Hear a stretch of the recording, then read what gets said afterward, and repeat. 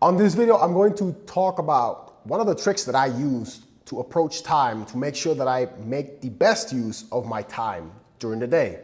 There's this concept called no extra time. And essentially, that just means that you can't make more time in the day. Each day has a fixed amount of 24 hours, but what you can do is make the most out of the hours you have during the day, specifically with activities that you're going to be doing anyways, and seeing how you can leverage the time that you're going to be using for those activities and doing another activity alongside it. For example, simplest example, when you're going to work out, typical workout, let's say of 1 hour, instead of listening to music, I like to listen to a podcast or an audiobook because it's the same amount of time, but now I'm doing two things, right? I'm working out and I'm also educating myself. Even if I'm not directly paying 100% of my attention to it, it's still getting into my subconscious mind, so I'm making the best use of that hour. Same goes for when driving or when I used to drive. You could also use that time to listen to educational material. You put the music on anyway, and you're most often than not, you're not paying 100% of your attention to the song.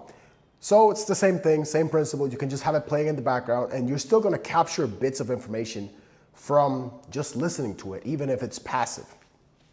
Another example, let's suppose you want to go out to dinner, or I like doing this. I'll invite people, let's say that I haven't caught up with in a while, or people that I want to have an interesting conversation with, build a relationship with, or form some sort of partnership. Asking them out to dinner is a great way to essentially make use of no extra time. So I go out because I want to go out, I want to enjoy a nice dinner out, not just be inside, but then also I can dedicate that time to that other person. Could be my girlfriend, could be a potential business partner, or someone, like I said, that I'm interested in nurturing and developing a relationship with. And this is something that it's very easy to get obsessed with. It's very easy to just start feeling stressed when you're not making 100% best use of your time.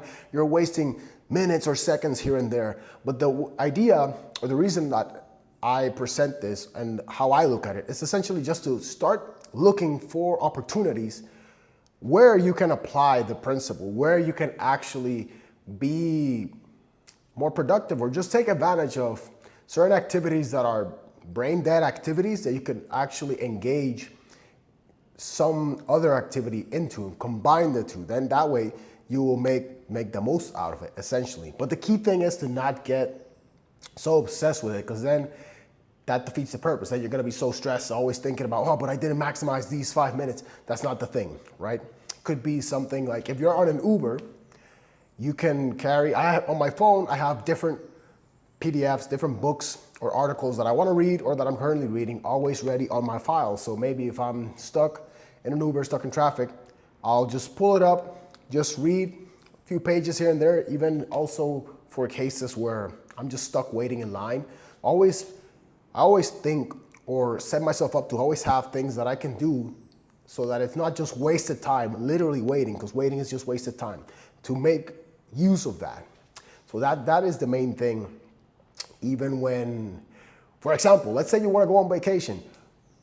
You can plan a vacation, but also try to target a vacation, planning it around an event maybe that you want to go to, so that you can also take advantage of the vacation time or the leisure time, and then also get some sort of work done or education. I've done that. Like I've planned trips where there's going to be a certain event, maybe a networking event that I'm going to be attending, and then I'll try to schedule some leisure activities around the same dates so that I can kill two birds with one stone. Essentially, it's making the best use of my time as possible. So that's one way that I approach making the best use of my time, or just approach productivity. I don't like to call it productivity. It's just trying to be mindful of where my time goes, right? Because the older you get, the faster time appears to go by. So I've been extremely aware of, made an effort over the years to be even more aware of where my time is going. That's why I also preach using a calendar, because that way you can see, you can track what are you doing, what are you spending your time on, and then reassess whether you're spending time on the right or the wrong things. So that is the main idea behind the principle. I don't know who originally came up with the term, because I have heard of it from different sources, but recently I was reading a book by Rob Moore called Life Leverage. And this is one of the principles he discusses in the book about making the best use of your time and just mixing different activities together to maximize what you get out of that same amount of time unit. But anyways, that's the video for today. Thank you for watching. Hope you got some value out of it. And as always, I'll catch you on the next one.